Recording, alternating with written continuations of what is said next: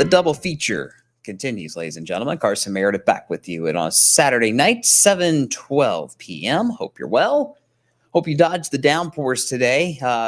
Mother Nature just doesn't want to give it up, apparently. Give up the storm chances, and had a few more downpours east of Louisville today. But hopefully you've enjoyed the sunshine. You've enjoyed the warmer weather. If you didn't, don't worry. Looks like some dry weather is going to be sticking around for a while. Mostly dry, at least.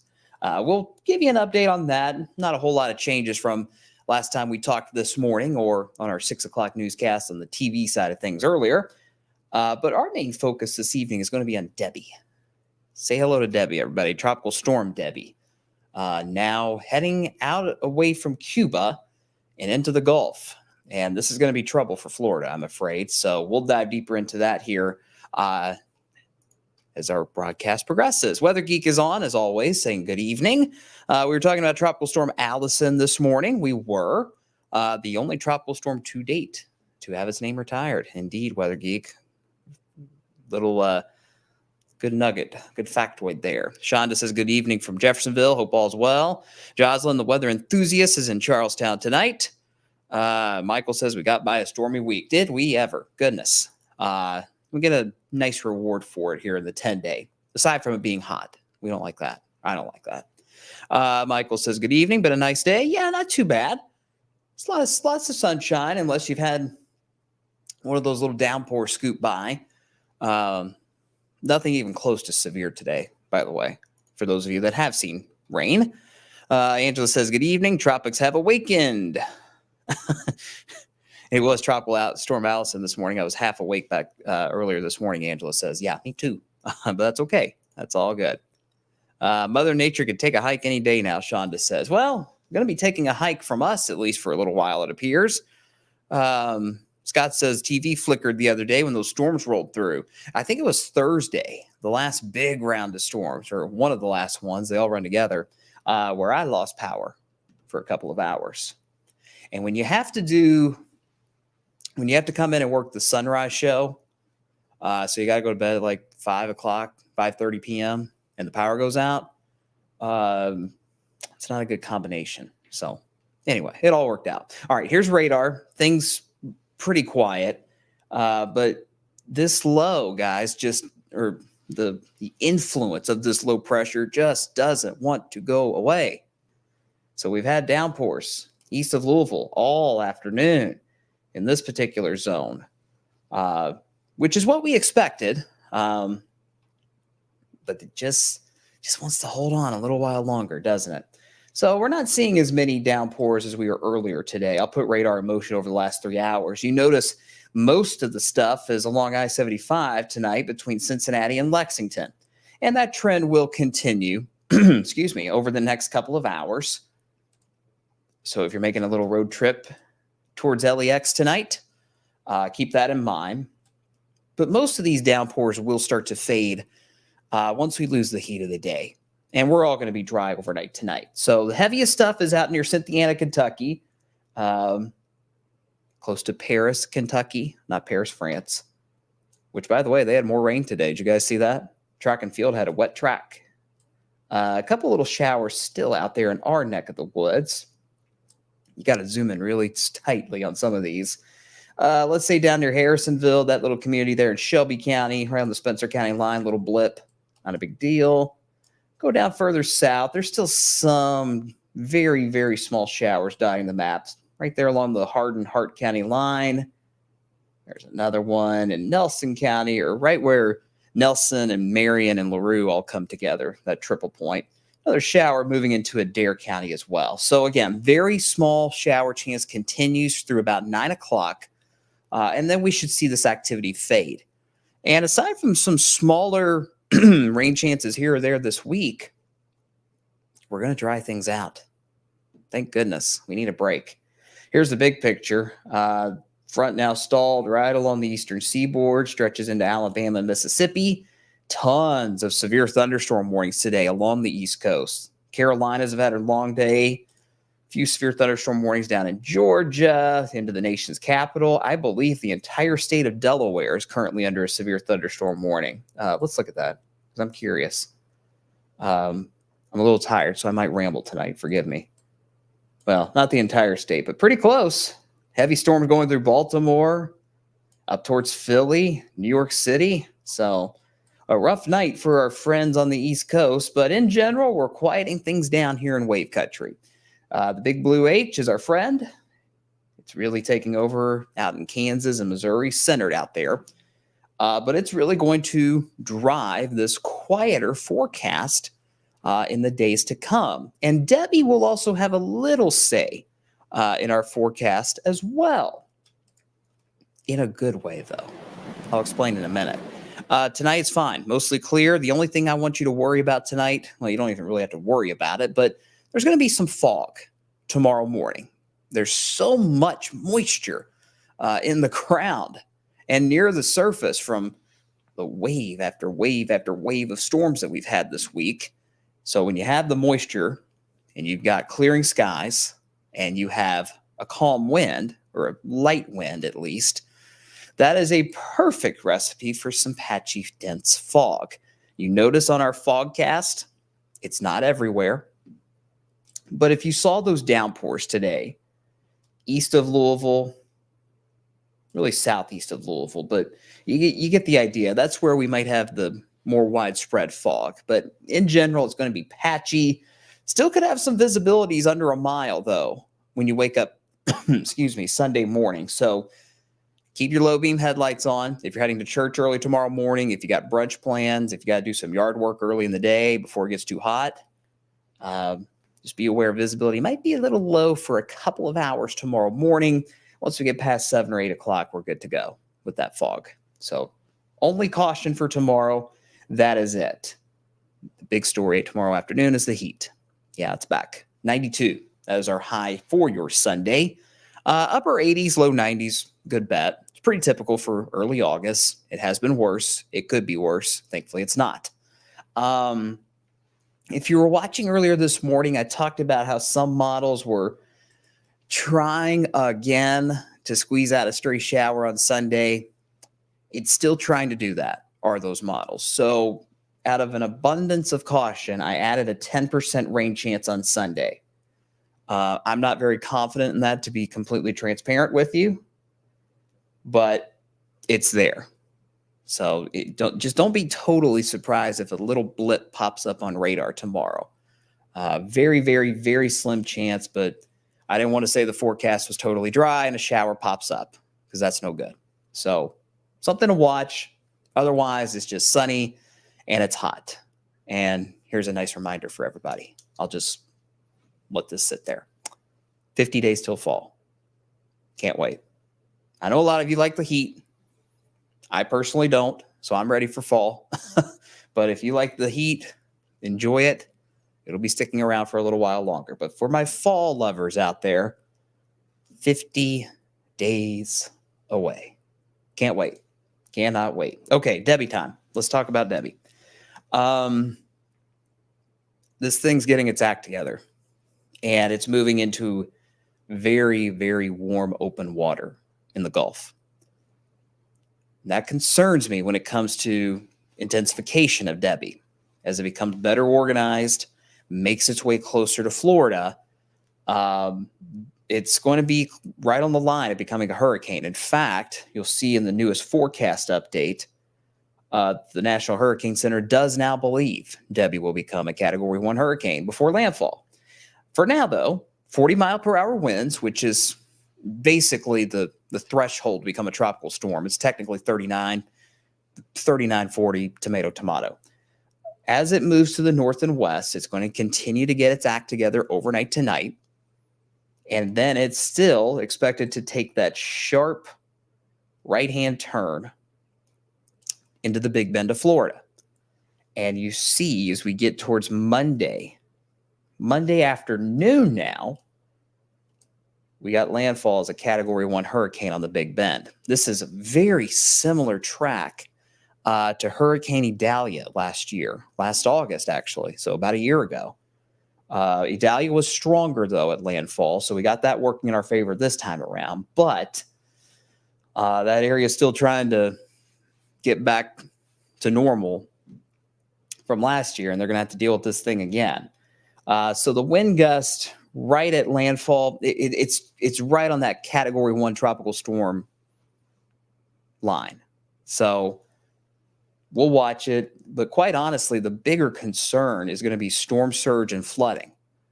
Remember, I said this morning, we call it a tropical storm or a hurricane based solely on the wind. So we don't really factor in the other threats that come with it. So flooding for sure is an issue, will be an issue. And storm surge as well. The west coast of Florida, easily 3 to 5 feet of storm surge on the table for places like Tampa, Clearwater, Fort Myers. So if you have any interest in that part of Florida, be it family members or property or anything like that, pay attention to this thing over the next couple of days. Now, here's what concerns me the most about Debby. It's not really landfall. It's once the thing makes landfall, where does it go? And there continues to be a signal amongst the models, and the National Hurricane Center agrees, that Debby is just going to basically park over the Georgia and South Carolina coast. And you can kind of see that with this storm track. You know, it's going do, and then it goes all over the place. Just kind of hangs out around there. Notice we go from landfall Monday afternoon, 2 o'clock right here. I'll draw that again. Right there. And by Thursday afternoon, this thing's barely to Myrtle Beach, South Carolina. It's really closer to Charleston. And as Debby slows down, it doesn't matter if it slows down over land or on the coast, there's going to be a ton of rain with this. We're talking significant amounts of rain potentially, especially for Georgia and South Carolina. This really hasn't changed a whole lot from what I showed you guys this morning, but basically along Interstate 95 from Jacksonville up to Savannah through Charleston, that zone in particular may see close to or over 1 foot of rain out of this. So coastal flooding and just flooding period is going to be a major problem with this as we get towards early next week. So also, like we said, if you have any interest in Florida with the storm surge, keep this in mind. If you have anything in Georgia or on the Georgia coast, Tybee Island, Savannah, Charleston, pay attention to this thing. Heavy rain is going to be a huge problem as Debby makes landfall here in the next 36 hours or so. Comments we go. DJ King says, snow yet? Brian's already looking. All right. Not yet, though. We're getting there. No more rain, Angela says, at least for a few days. Yep. No more rain. Yeah, Apalachicola, that's the zone we got to watch for landfall with Debby as it approaches. Timing on that is becoming more clear on landfall. There were some suggestions it would be early Monday morning, earlier today. It's kind of slowed down a little bit, which is not good when it comes to intensity. That means this thing's going to have more time over water to intensify. But it also means that once it makes landfall, it's not going to want to move. So it's just going to sit longer and longer and longer. So the big question, not only for the coast, but also for us, is where does Debby go? Let's go through Futurecast. Focus on the bottom of the screen here. And you see this is Tuesday afternoon at 3 o'clock. Debby's still just parked in the southeast U.S. Wednesday, still not moving at all. Then by Thursday, we get some movement. Now, the question is, once it finally decides to move on as an open wave, just a good old-fashioned low pressure, remnant low pressure, does it make a jog inland, kind of like this, or does it go more up I-95, like that? And the reason we're watching that here at home is if it makes a far enough western jog, I don't think it'll be that far as the line I'm showing you here, but if it wants to go more like this, there's a chance that we may have some showers try to sneak into Kentucky in particular. That would be on Thursday or Friday. For now, I'm not totally sold on that. I think this will be the track in general, just going right up the eastern seaboard, but that's something we'll watch. Now, the main impact for us from Debby is actually going to be a good thing, guys. Okay.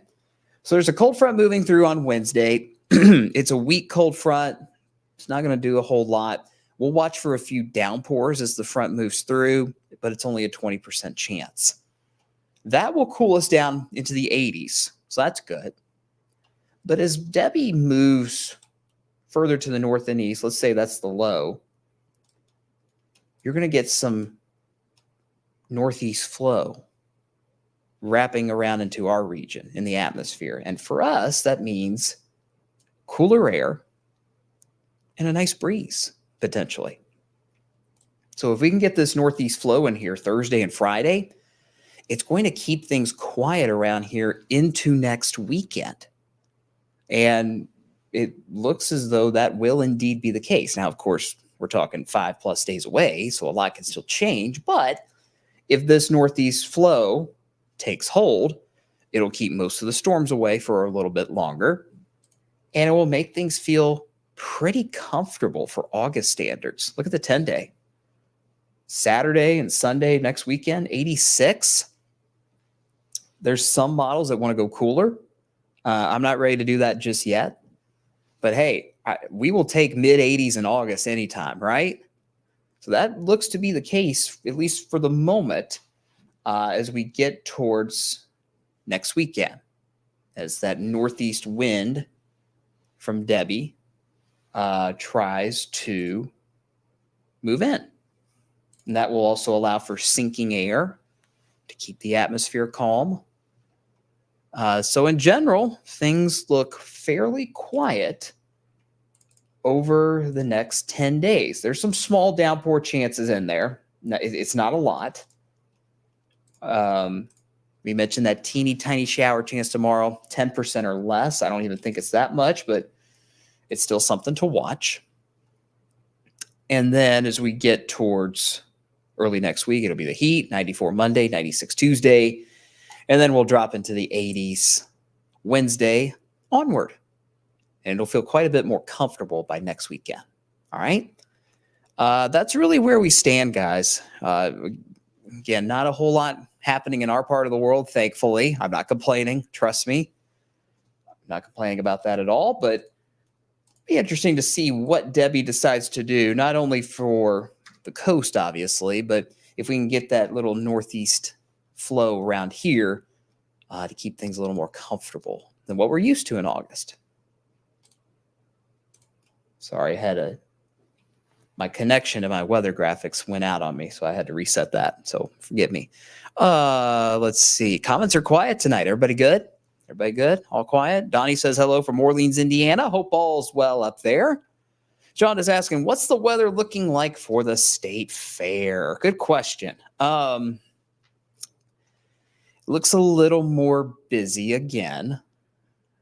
Does it look like last week busy? Not necessarily. But it looks a little more stormy again.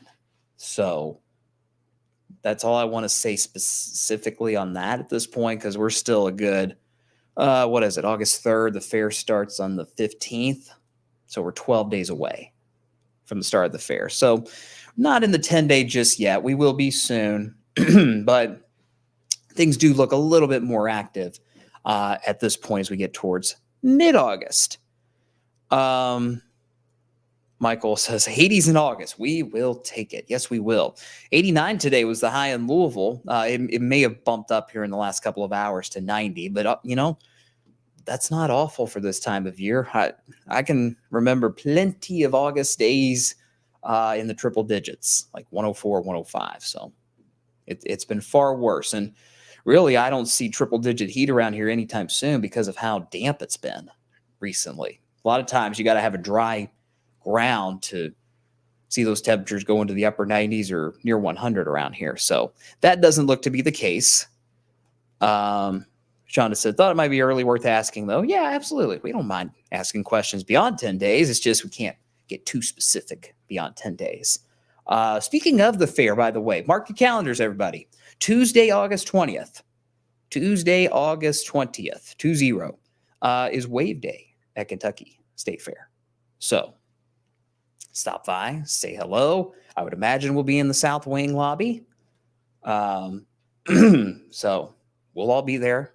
Make sure you say hello. Mark it on the calendar. Tuesday, August 20th. Joseph's he's putting me on the spot here. Too early to ask about winter? Yeah, for specifics, yes. It's going to be active. I think it is going to be an active winter. What does that mean? Does it mean more snow? Does it mean more storms? We'll see. We'll see about that. All right, guys. That's all I got tonight. Again, thankfully, things are quieting down for the most part. Very tiny shower chance tomorrow. 10% or less should be fine. Do not cancel your plans at all. Just stay cool over the next few days. And then hopefully we can enjoy that stretch of 80s into next weekend and possibly beyond. We'll see. Take care of yourselves. Take care of each other. I always like saying that because we need it right now. Our newscast at 11 tonight is at 11:30 because of the Olympics. So if you're willing to stay up a little bit later to watch us, please do. We will be here on TV from 11:30 to midnight. No newscast again tomorrow morning because of the Olympics, but I'll have another update here on Wave Weather Now. I'll say around 9:30 or 10 o'clock on Sunday morning. Until then, I hope you guys have a wonderful rest of your Saturday. Stay cool. Enjoy the sunshine. Enjoy the quiet weather while we have it. See you tonight after the Olympics.